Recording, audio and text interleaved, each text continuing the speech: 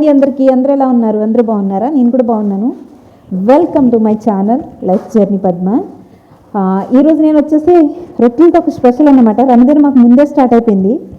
Madam ఏమన్నారంటే చేసేసి అన్ని ఫ్రీజర్లో పెట్టేయండి, టైం కుదరదు కదా. అంటే రంజాన్ అంటే చాలా వంటలు ఉంటాయి, ఒక్కటే ఉండదు కాబట్టి అంత టైం కుదరదు ఏమని చెప్పేసి అన్నీ చేసేసి ఫ్రీజర్లో పెట్టేయమంటున్నారు. ఇక సమోసాలు, స్ప్రింగ్ రోళ్ళు, తర్వాత ఇలాంటివన్నీ కూడా చేసేసి ఫ్రిడ్జ్లో అయితే పెట్టేస్తారనమాట. సారీ, ఫ్రీజర్లో పెడతారు.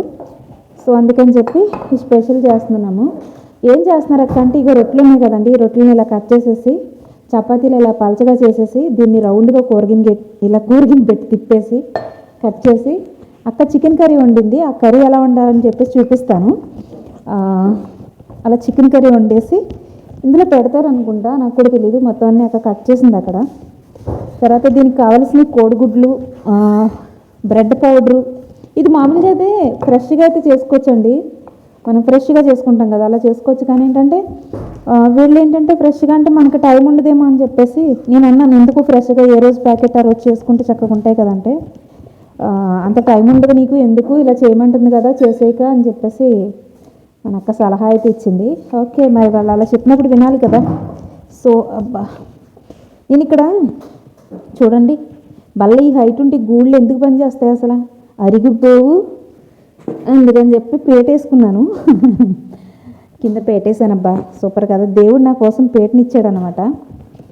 అన్నీ అనుకూలంగా చేస్తూ ఉంటారు. ఇప్పుడు చూడండి, హ్యాపీగా ఉంది, హాయిగా. మరి మొద్దుగా కాకుండా పలచగా అయ్యేలాగా చేసుకోవాలన్నమాట. మీ ఇంటి రంజాన్ కూడా స్టార్ట్ అయ్యిందా లేదా నాకు కామెంట్లో చెప్పండి. మీ ఇంట్లో కూడా అంతేనా? ముందుగా చేసేసి ఫ్రిడ్జ్లో పెడతారా, సారీ ఫ్రీజర్లో పెడతారా? అయితే చెప్పేయండి. మనం ఇవన్నీ వింతగా అంటే కొత్తగా చూస్తున్నాం కదా, మనకి ఇలాంటివన్నీ తెలీదు. ఇక్కడికి వచ్చిన తర్వాత ఇంకా తప్పదు, ఇంకా చెయ్యాలి. మరి ఒక రొట్టె ఎంత చేసినా కానీ అనగట్లేదండి. హేబ్బా, చేతులు గూళ్ళు లాగుతున్నాయి. ఎన్ని ప్యాకెట్లు అనుకుంటున్నారు? 4 ప్యాకెట్లు, 4 రొట్టెల ప్యాకెట్లు అనమాట. ఒకే రోజు చేసేయమన్నారు. సో మొదలుపెట్టాం. ఫైనల్లీ అయిపోయి ఇలా మొత్తం ఫస్ట్ ఇలా చపాతీల కింద చేసుకోవాలి రొట్టెల్ని. కానీ మనకి ఇలా ఉన్నాయి రొట్టెలు, అప్పటికప్పుడు తెచ్చుకున్నాయి అయితే చాలా బాగా వస్తాయండి. ఇవి నిన్న తీసుకొచ్చారు. ఫస్ట్ ఇలా బ్రౌన్ లేయర్ అంతా తీసేయాలి. తీసిన తర్వాత దాన్ని మనం ఇలా చపాతీలా చేసుకోవాలి. చపాతీలా చేసుకున్న తర్వాత ఇలా 2 ఉంటాయి కదా, ఇలా 2 రొట్టెలను తీసుకుని ఇలా కూరగిని పెట్టి కట్ చేయాలి. రౌండ్గా కట్ చేస్తే ఇలా వస్తాయి అన్నమాట రొట్టెలు. కట్ చేసిన రొట్టెలు అక్క కట్ చేసి ఇలా పెట్టేసింది. దీనికోసమని చెప్పేసి చికెన్ అయితే వండిందండి. మనకి సదరు ఉంటుంది కదా, చికెన్ సదరు, దాన్ని ఇలా చిన్న చిన్న ముక్కల కింద కట్ చేసి ఎక్కువ ఉల్లిపాయలు వేసి, ఉల్లిపాయలు మగ్గిన తర్వాత ఈ చికెన్ వేసేసి ఇందులో కొంచెం మిరియాల పొడి, సాల్ట్ వేసి బాగా మగ్గనిచ్చి బక్కుదనేసి వేసేసి ఇలా అయిన తర్వాత మనం కట్టేసుకోవడమే. అంటే చికెన్ ఉడికింది అని అనిపించిన తర్వాత కట్టేయడమేనండి, ఇంకేమేయరు. కొంచెం జీలకర్ర పొడి. ఇప్పుడు చూడండి, గుడ్లన్నీ పగలగొట్టాక, ఇవి 12 గుడ్లు అనుకుంటా, పగలగొట్టేసి కొన్ని పాలు, మనకి ఇలా ఫ్రెష్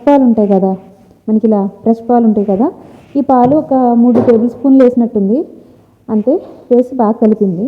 ఇది వచ్చేసి మనకి పౌడర్ అండి, రస్కుల పౌడర్ అన్నమాట. సును అది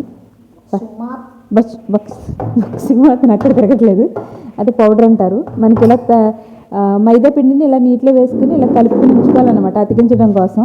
మరి చెప్పడం రాదనుకోకండి, కొన్ని రావు, మరి ఏం చేయలేం. మరి కాకపోతే వీడియో మీ వరకు రావాలి అంతే.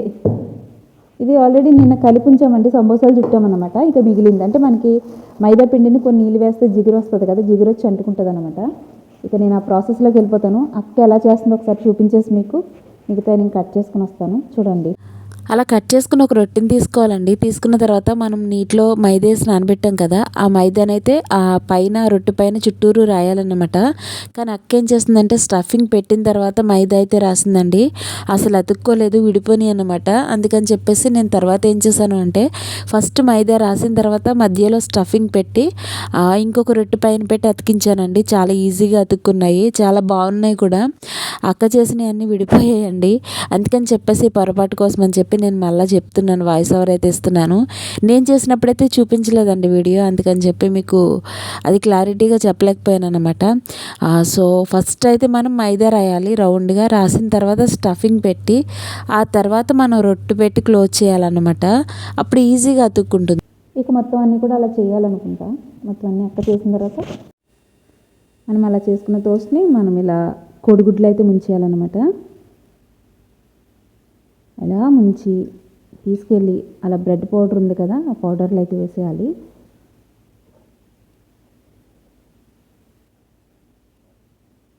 మళ్ళీ తిరగబెట్టి అలా వేసేయాలన్నమాట జాగ్రత్తగా, ఎందుకంటే విడిపోతాయి, ఇరిగిపోతాయి కాబట్టి కొంచెం సున్నితంగా పని చేయాలన్నమాట. ఆ తర్వాత అలా పక్కన పెట్టేసుకోవాలి. సో ఇప్పుడు ఇవన్నీ నేను చేయాలి కాబట్టి మొత్తం అన్నీ కూడా అలా చేసేసిన తర్వాత మళ్ళీ మాట్లాడుకుందాం. మొత్తం అన్నీ ఇలా చేసేసుకున్న తర్వాత వీటిని తీసుకెళ్ళి ఫ్రీజర్లో పెట్టాలండి. ఫ్రీజర్లో పెట్టిన తర్వాత ఇలా తీసుకెళ్ళి పెట్టేసుకోవాలి ఫ్రీజర్లో. ఇలా పెట్టిన తర్వాత గట్టిగా అయిపోతాయి కదా ఫ్రీజర్లో, అప్పుడు మనం ఎన్నెన్ని కావాలని చెప్పేసి కవర్లో పెట్టుకోవాలన్నమాట. ఇప్పుడు 4 ఒక కవర్లో పెట్టుకుంటే అవి తీసి మనం వేపుకున్నప్పుడు ఒక కవర్ తీసుకుని వేపుకోవచ్చు. అంటే ఏమంటారు, రెడీమేడ్ ఇప్పుడు చేసి పెట్టుకోవడం అనమాట. స్టవ్ వెలిగించి కడాయి పెట్టి ఆ రొట్టెలు ములిగేలాగా ఆయిల్ వేసి ఆయిల్ హీట్ అయిన తర్వాత మనం చేసి పెట్టుకున్నటువంటి రొట్టెలు అయితే వేసేసుకోవాలండి. వేసి అటు ఇటు అంటూ ఉంటే అవి వేగుతాయి కదా, మంచి గోల్డెన్ కలర్ వచ్చిన తర్వాత మనం తీసేసుకోవడమే.